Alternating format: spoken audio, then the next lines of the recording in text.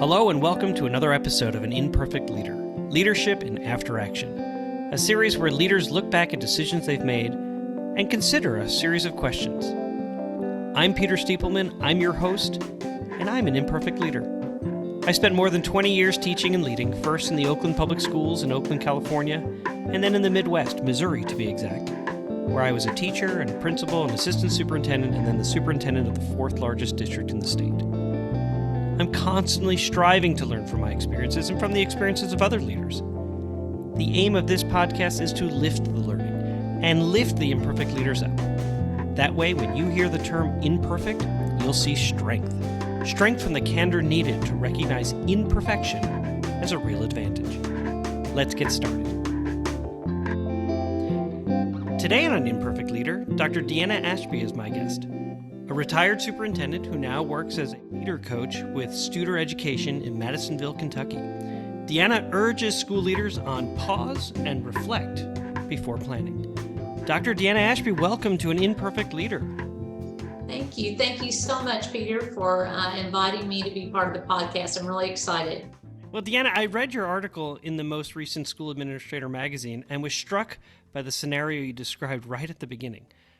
While leading his team during a strategic planning session, the superintendent of a 5,000-student suburban district shared this candidly with the group. I'm not sure about you, but last night when I got home at 8:45 p.m., I didn't even know my own name. Apologies if I was short with any of you, a product of knowing 6,313 things were going on while we were trying to do this especially important work. So aside from being oddly specific, 6,313, you write about this that this is the norm for school leaders. You say that leaders are losing sight of the big picture and that they're forgetting why they even became public school leaders. So my first question for you is, would you tell us a little bit more about what prompted you to write the article, Pause, Reflect, Plan? Absolutely. So full transparency, Studer Education offers a wide variety of resources online, webinars, podcasts, different things. And so in planning those, then they assign those particular topics to different coaches. Well, I got the luck of the draw, in my opinion, by drawing Pause, Reflect, and Plan, of being assigned that. And I was really excited about the topic because honestly, that's something that I do. And I think that we all need to try to do more often. You referenced the opening quote from the article, and that is one of my partners. His name is Dr. Matthew Constant, and he told me I could share that.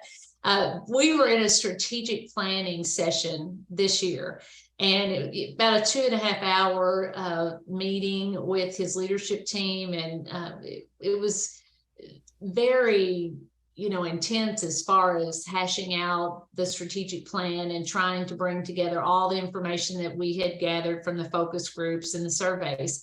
And so during the meeting, he was interrupted several times, and rightfully so, but whether it was text messages or his secretary, whatever it might be, an angry parent. And so that night he sent out that email, and I thought that was just awesome, in the fact that he paused and he reflected, and then he came back and demonstrated transparency and vulnerability, which I think are all part of being an imperfect leader, and how we deal with that. And so I was really struck by that. And, I've noticed that everywhere I've been, it just seems like superintendents' phones are just blowing up with things that are going on.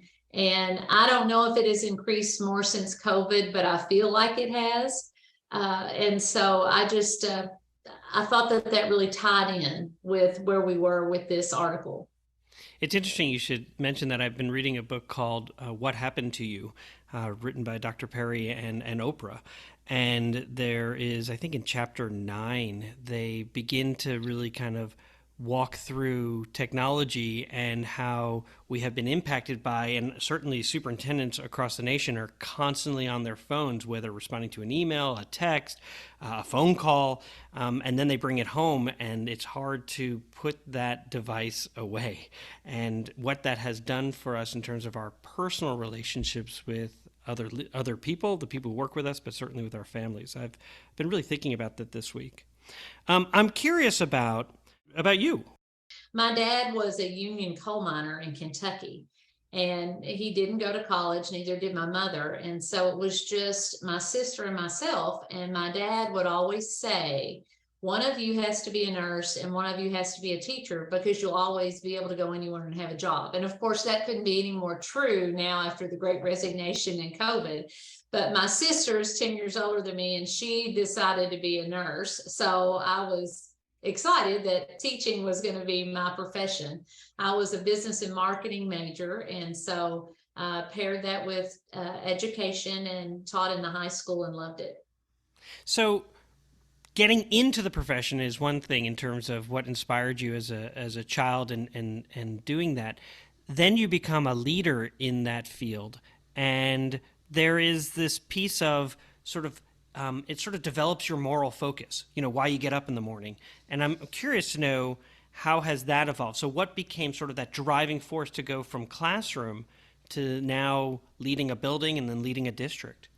Well, that's a great question. And I think just along my career path, it just seemed like that there were lots of opportunities that opened up for me that I was able to step into and lead or have a greater sphere of influence along the way, from to a guidance counselor, an assistant principal, and then a principal elementary, and then in high school.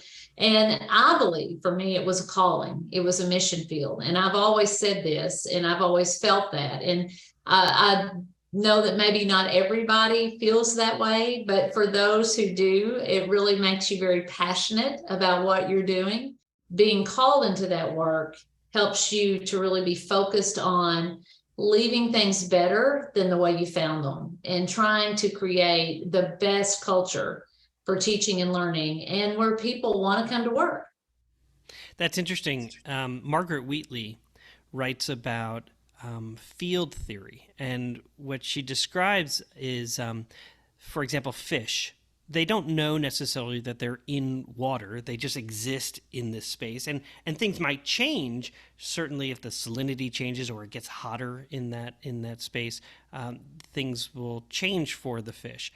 And similarly, when you walk into a school building, you get a sense of the field, that culture in that building. From the moment you walk in, you see things on the walls. You interact with the school secretary, who says either "we're glad you're here" or "sign in." That's where the visitor sign-in sheet is. And you, as a superintendent, know every building has its own culture, feel, its own field. And as leaders, we try to influence them to the best degree that we can. In leadership, we all find ourselves battling this notion that we're supposed to be perfect, or pretty darn close. The margin of error for making mistakes can be razor thin, even thinner for some leaders. And as I read your article where you advise leaders to take time to reflect, and as I talked to other leaders around the nation, I felt compelled to accept this truth, that I am imperfect.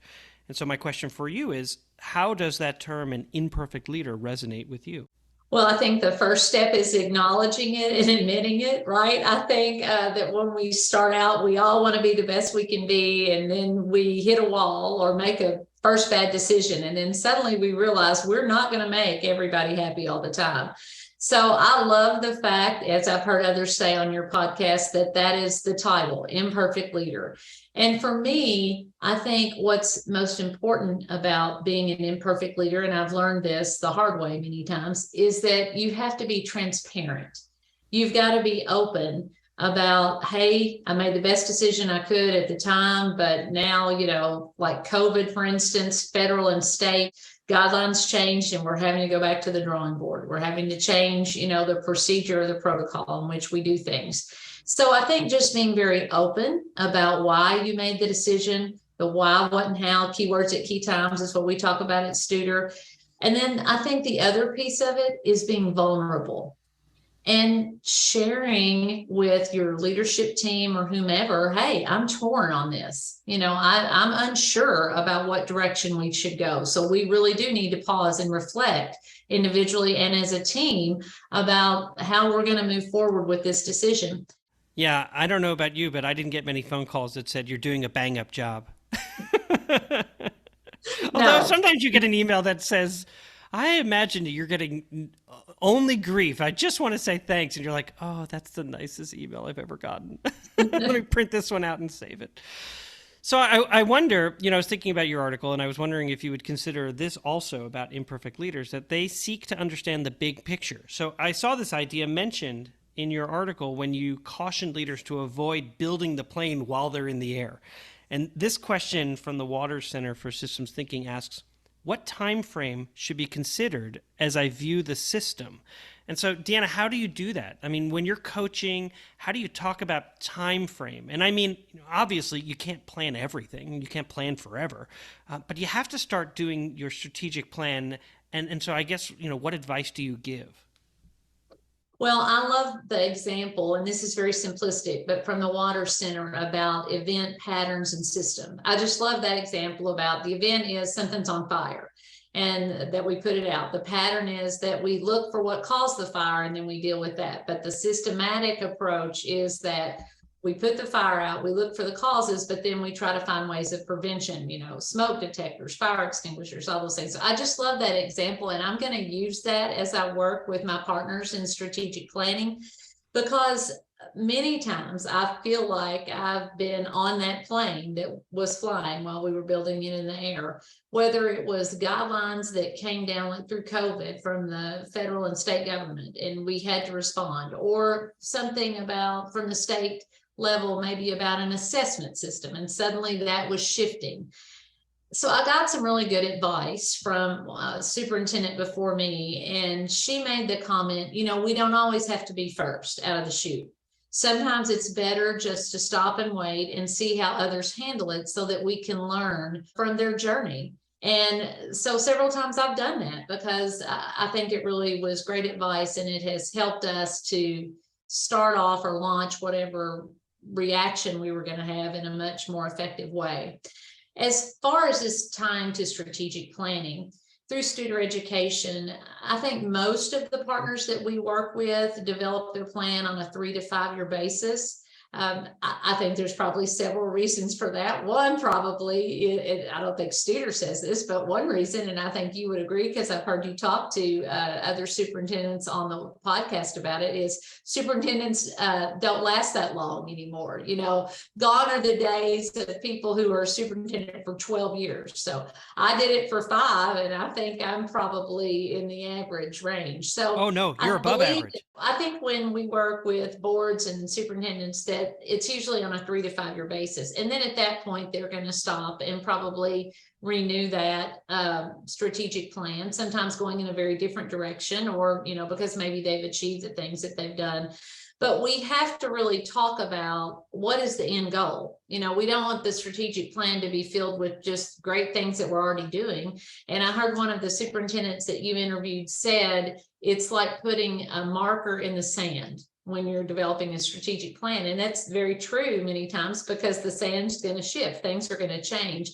And that's why in the planning, there have to be those road marks that you stop, pause, reflect. Are we meeting this? Are we going in the right direction? Are we hitting barriers that we're going to have to change? But continually keeping your eyes on that 5 year mark of this is what we want to achieve. And in working with districts in strategic planning, I like to start off and say, if you could wave a magic wand and make teaching and learning or operations and procedures, whatever you wanted it to be 5 years from now, what would that be? And really to get those creative juices flowing. And then from there, you start to build your plan. My mentor gave me a great way to talk about it also, similar to the way you just described if I had a magic wand. She said, imagine that a reporter is knocking on your door 3 to 5 years from now and is just so excited to talk to you, and you greet them and they come in and they say, how did you do it? I mean, how did you do it? You set these goals and you achieved them. How did you do it? And then it's the ability to kind of say like, okay, where do I want to be 3 years or 5 years from now? For this reporter is going to come into my office and say, you did it. How'd you do it? And then say, okay, so what did we do? And then start walking, back to the beginning to say, okay, how are we going to get there? Creating that collective aspiration. What do we want to create together? Mm-hmm. Peter, I love that example. I'm going to use that. You should. It's so great. I'm going to use it. An Imperfect Leader, Leadership in After Action is supported by ILAA, a firm dedicated to supporting aspiring new and established leaders. For more information, please find them at human-centeredleaders.com.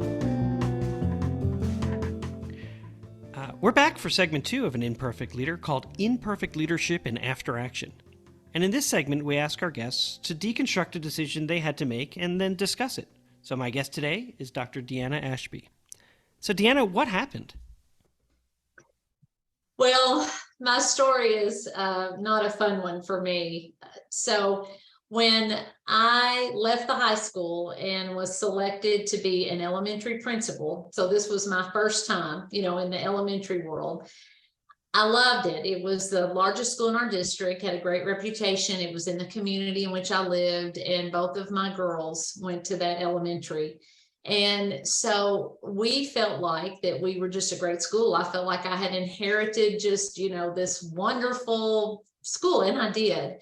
But our district decided that they wanted to do internal audits about teaching and learning at all of our schools. And so they hired a couple of our retired educators who were very distinguished to come in and do that work. And I think that was a great idea.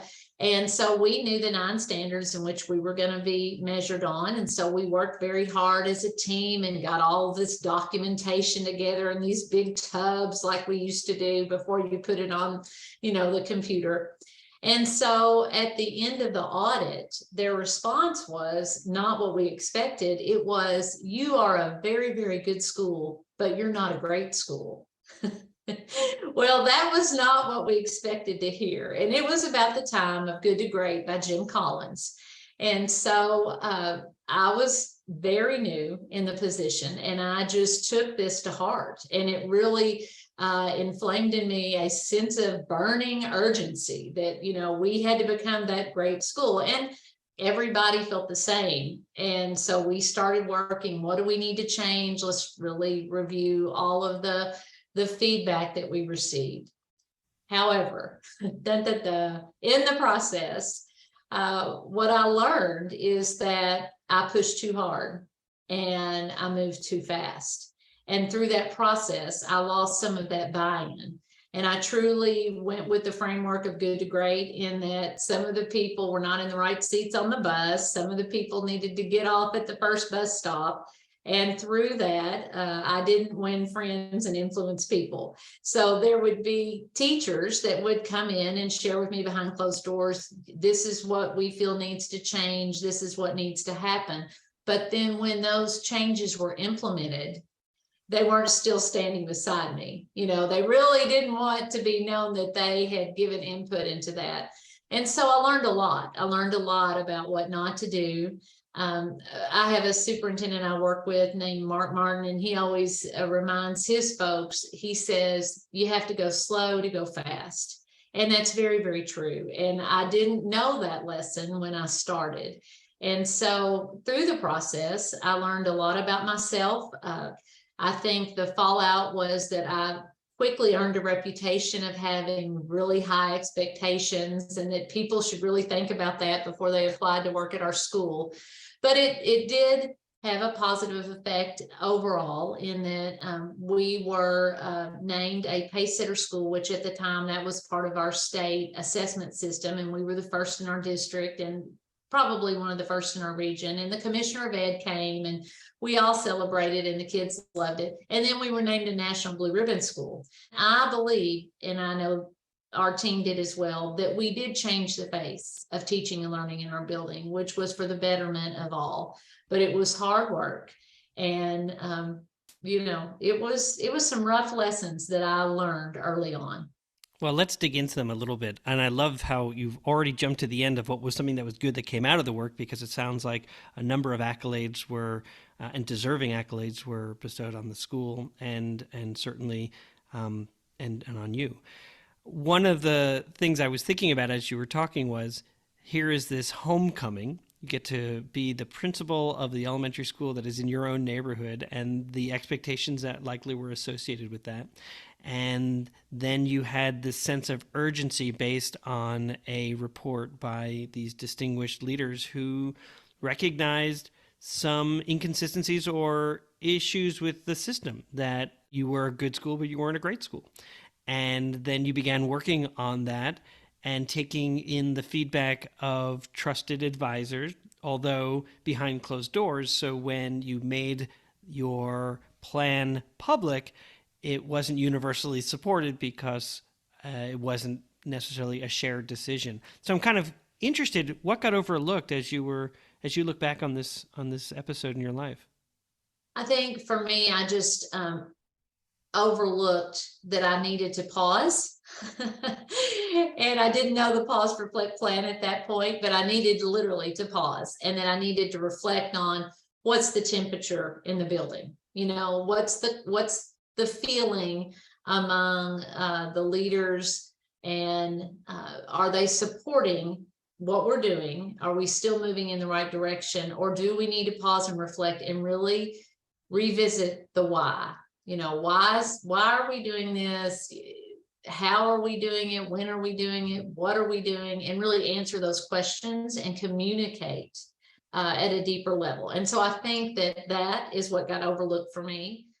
What did you learn about relationships, or what relationships were formed as a result of this experience? Well, I quickly learned that there would be some who would feel one way, but not want that, shared with others. So there was going to be some distance created when things started to change. I also developed some very great mentors through the process from the district level. There were two people in particular that had been elementary principals before, and who had been promoted to a director or an assistant superintendent. And they came and worked with me and helped me to kind of find the right pace to move forward, and just great advice. And I still have the highest regard for them, and I did throughout my career. What was frustrating, or what frustrated you? Well, I got frustrated with myself that, I missed some of the road signs along the way, that I needed to slow down and really get a better grasp on the feeling in the building. And I was frustrated that, there was some criticism, obviously, later about, well, this is how we perceive her as a leader. And so I had to overcome that. I went on to be at that school 7 years, and then I went on to be a high school principal for 4. And so I had to be, again, Peter, very transparent about, I made some decisions along the way, and maybe they weren't the best decisions, but I've learned from those because I'm an imperfect leader. I wonder also, there is, when one is involved in sort of a homecoming, although you had not worked at that school, you had been a parent in that building. There's an expectation of friendship and relationship and those types of things, and they have to pause. And I think about aspiring superintendents who might be listening to this, who might be promoted internally from within, and the relationship that they will have with former colleagues shifts, it changes, it has to adjust, it almost has to take a pause to some extent. And I don't know if that was at all a frustration or a realization or something that you experienced. Yes. So people have always said it's hard to be a prophet in your own land. And it felt like at times being in that community, things didn't always go the way maybe the parents wanted them to. If you had to make a tough decision about discipline or behavior with their child, or about what teacher they were assigned for their homeroom. And that was frustrating. And, there had to be a lot of discussion about, well, here's the reason why we're doing this. Yeah. And sometimes you're not able to give them all the information that you wish you could give them. And that results in a sort of a letdown on their behalf, and then certainly on yours. I wonder also, when you think back to, there's the what got overlooked in terms of system, and looking internally, which is something that you clearly have done in this conversation we're having in terms of how vulnerable you are. It sounds like that's how you lead. Brene Brown would be very pleased to know that you are among those who lead with vulnerability. But what could you have done differently? Personally, What do you think? Yeah. well, I think that I learned a lot about myself about what worked and what didn't work. And I think that I could have just, again, tried to communicate better and be more self-reflective about that sense of urgency that I felt maybe wasn't burning in everybody else. And why did I feel that we needed to move at that pace? And really look about the important things. And while I felt like the work that we were doing with teaching and learning and creating the best environment for the kids that we could, perhaps maybe that's not what everybody else felt, and that I needed to really be a better listener through the process. Can you remember, or can you give an example of one recommendation that was received and then how it was implemented, or how the recommendation was received by the staff? Well, one of the recommendations from one of the mentors that I referenced earlier, he actually came to the school and sat down with me, and he said, you just made a lot of changes really quickly. And he said, I understand. And, we kind of assessed those things, but he just basically said that I needed to, be able to share with the team the reasons behind the decisions that were made, and make sure that I had the pulse of the faculty and staff, and that we were moving in the right direction. What was one of those recommendations that was, I guess, received as a fundamental shift in how the school operated? I think that the perception was that we were only about test scores, that it wasn't about what we were trying to do with teaching and learning in the classroom, but it was really about, we just wanted to be the best with the state assessment, and it became assessment driven. That was not the reason, but obviously that was something that I had to deal with, because the perception is reality, and that's what many of the parents felt. And so we had to be very transparent about, here are some things that we've changed in the classroom and why. And it really has not anything to do with the state assessment. It's about the learning process. For instance, one of the things that we needed to take a look at was working with students with disabilities. And we actually, I think at the time when I started, had maybe 1.5 special education teachers in the building of over 500 children.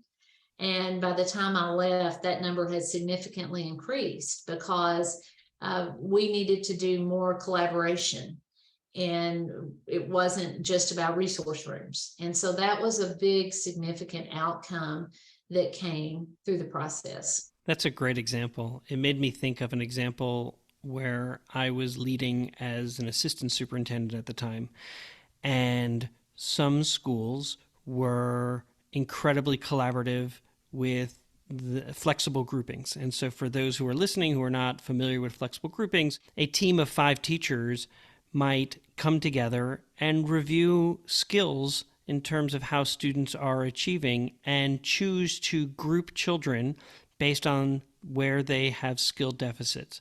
And then teachers at a certain point in the day will teach other teachers' kids, right? They move into different groups. They are flexible groups, they are called.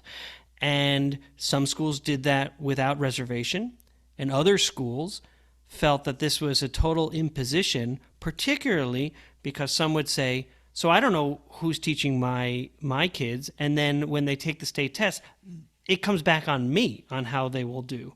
And so they would resist the idea of sharing their kids with others, and particularly wish to close their door and remain with their own students.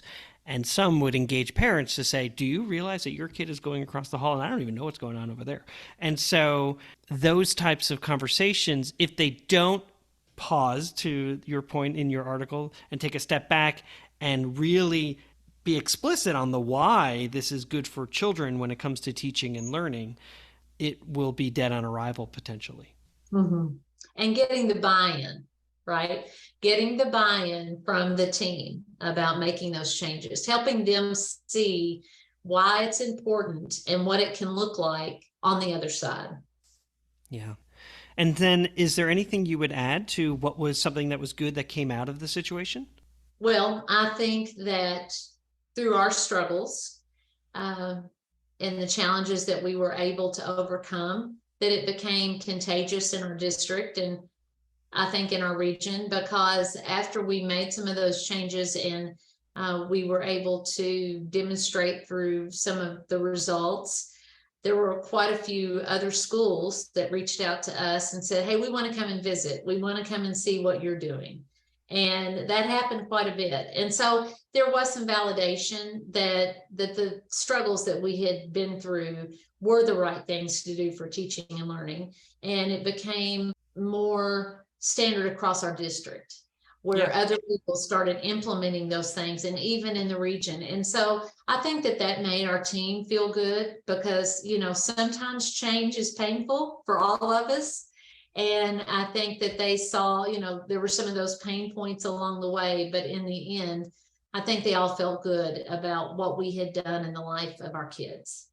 You know, in the end, this podcast is designed to help aspiring, early in their career, and established leaders learn from the experiences of other leaders. So with that in mind, what advice would you give to an aspiring leader?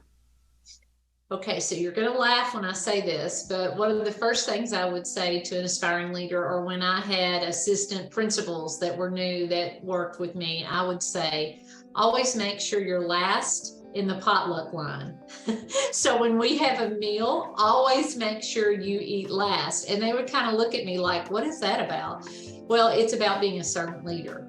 And I think that it's very important for new aspiring superintendents or principals to always keep that in mind, that we are here to serve not only our kids and our community, but also the team that we work with. And so demonstrate that by being last and helping to make sure that everybody else gets to that passage that, you know, we're trying to get through to that destination, even if it's just going through the potluck line. But then also, again, it's the little things that matter. When the potluck is over, help clean up.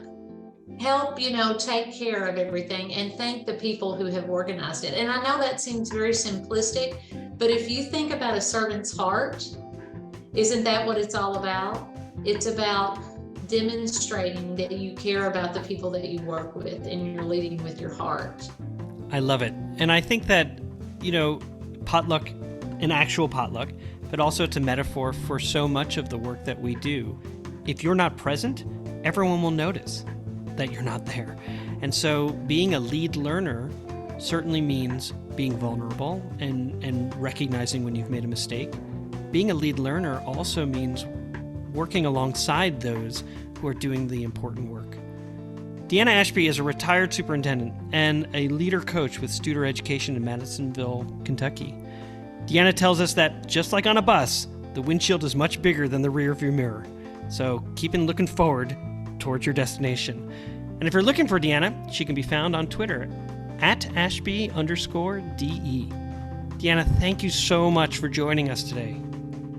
Thank you so much, Peter. It's wonderful talking with you, and I look forward to listening to many more of your podcasts to come. They're very, very enlightening. Music for An Imperfect Leader was written and arranged by Ian Varley. Sam Falbo created the Daruma doll butterfly artwork. Imperfect leadership is not a scarlet letter. It is a badge of honor. It recognizes that serving as a lead learner is about being a vulnerable leader, an empathetic leader, a compassionate leader. And I'm proud to be an imperfect leader, so I hope you'll join me next time for another episode of An Imperfect Leader, Leadership in After Action.